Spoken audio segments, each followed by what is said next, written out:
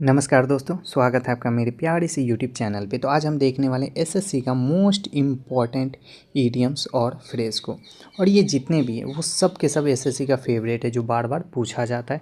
तो चलिए जल्दी से अपनी तैयारी को बेहतर बनाते हुए हम आगे बढ़ते हैं। हमारा जो पहला वर्ड है वो है एट अ लॉस। कौन सा फ्रेज़ है? At a loss. इसका अर्थ होता है समझ में न आना। ठीक है भाई साहब, मुझे अच्छे से याद है कि जब मैंने मैथ का, एडवांस मैथ का जो ट्रिग्नोमेट्री चैप्टर, वो पहली बार जब मैंने क्वेश्चन को सॉल्व करना शुरू किया था तो मुझे समझ में ही नहीं आता था।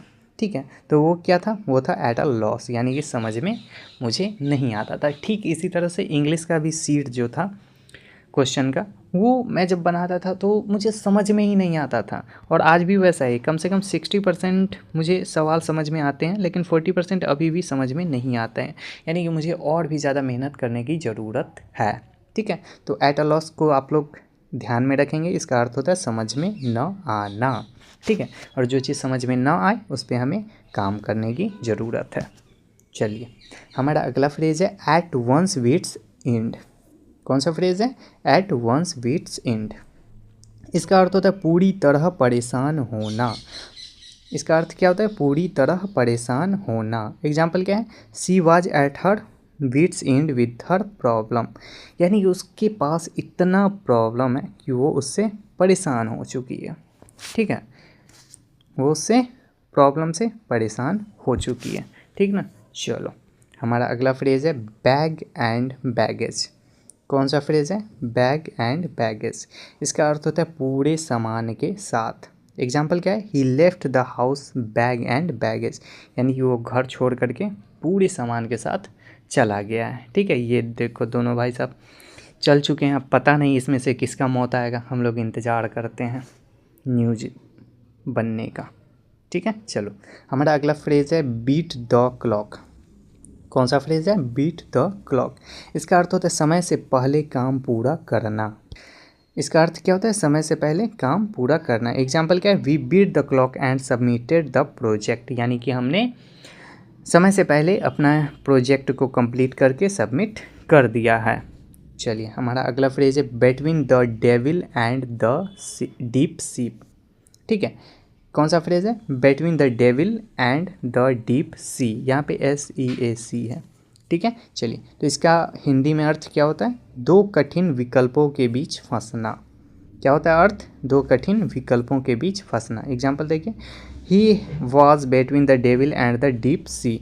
यानी कि वो दो कठिन विकल्पों के बीच में फंसा हुआ है। कभी कभी ऐसा होता है, पता है कि 1 2 3 4 4 क्वेश्चन होते हैं और चारों का ऑप्शन ना ए रहता है।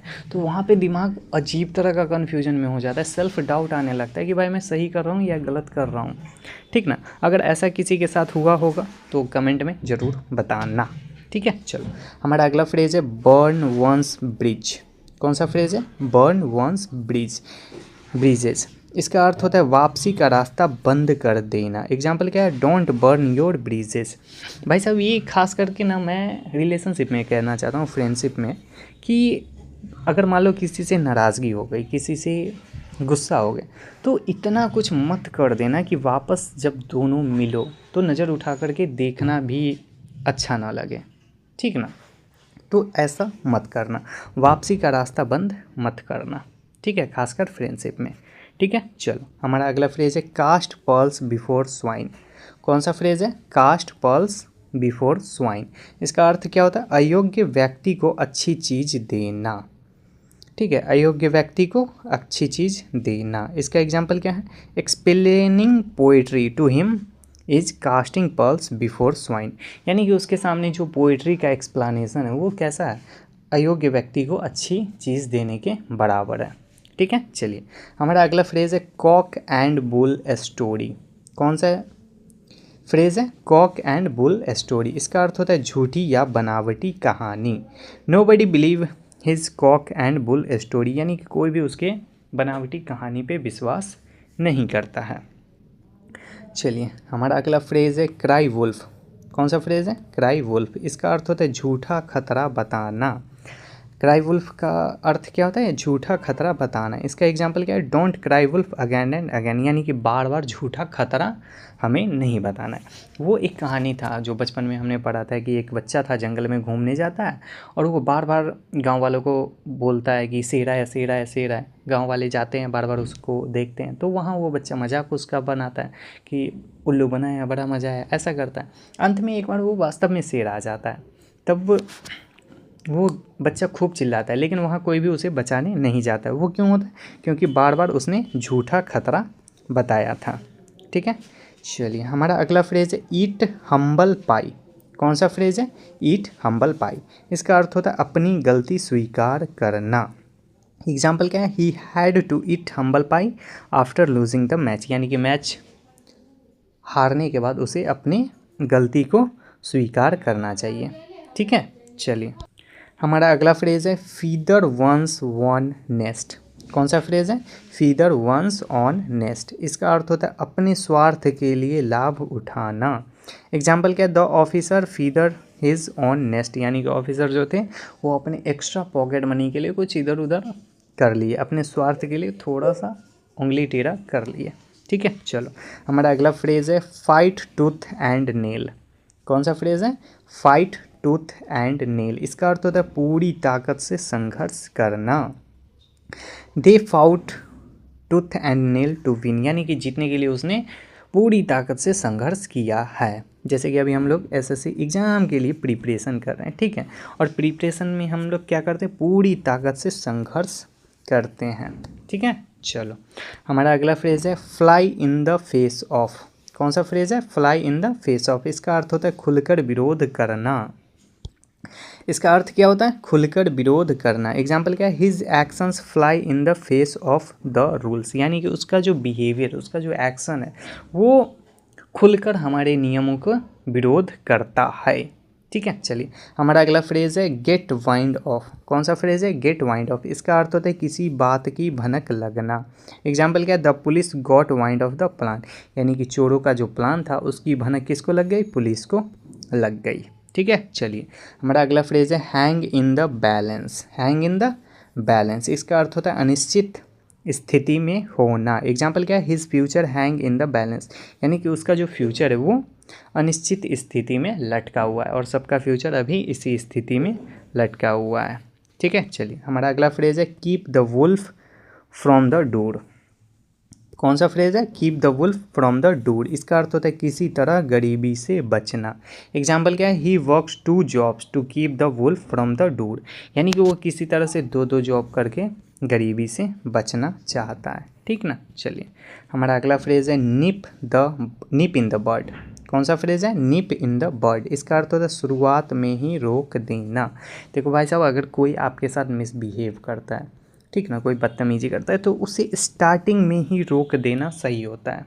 ठीक, उसे स्टार्टिंग में ही रोक देना सही होता है, क्योंकि अगर आपने अब भी नहीं रोका तो वो बार बार उस दरवाजे को पार करके अंदर आएगा और बार बार आपको हर्ट होगा। तो इसलिए ज़रूरी है कि आप अपने मेंटल पीस को बचाने के लिए उसको रोक देंगे। ठीक है, इसको रोक देंगे। ठीक है, चलिए वी मस्ट नीप the problem in the bird, यानी कि किसी भी प्रॉब्लम को शुरू होने से पहले उसको ख़त्म कर देना है। ठीक है, चलिए हमारा अगला फ्रेज है out of the frying pan into the fire. कौन सा फ्रेज है? Out of the frying pan into the fire. इसका अर्थ होता है एक मुसीबत से दूसरी में फंसना, यानी कि एक मुसीबत से निकल करके दूसरी में फंसना। वो कहावत है ना कि तार पर से गिरे और खजूर में अटके, सिंपल सा वही फंडा है। एग्जाम्पल क्या है? He jumped out of the frying pan into the fire, यानी कि उसने एक प्रॉब्लम से निकल करके दूसरे में फंस गया है। ठीक है, चलिए हमारा अगला फ्रेज है put words into someone's mouth. Put words into someone's mouth, इसका अर्थ होता है किसी के नाम से गलत बात जोड़ना।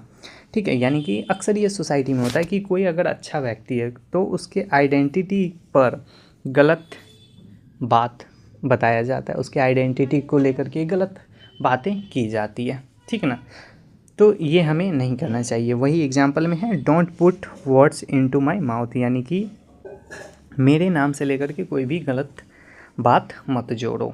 ठीक है, चलो take someone for granted. Take someone for granted, इसका अर्थ होता है किसी की कद्र न करना।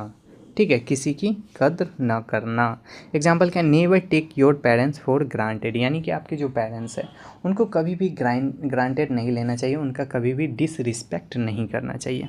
ठीक है, चलिए हमारा अगला फ्रेज़ है, हमारा आज का क्लास कंप्लीट हो चुका है। अगर आप चैनल पे नए हैं तो चैनल को सब्सक्राइब जरूर कर लीजिएगा, ताकि इसी तरह का वोकैबलरी का इंपॉर्टेंट क्लास आप तक पहुंचता रहे और आपका वोकैबलरी इम्प्रूव हो। ठीक है, चलिए, थैंक यू सो मच।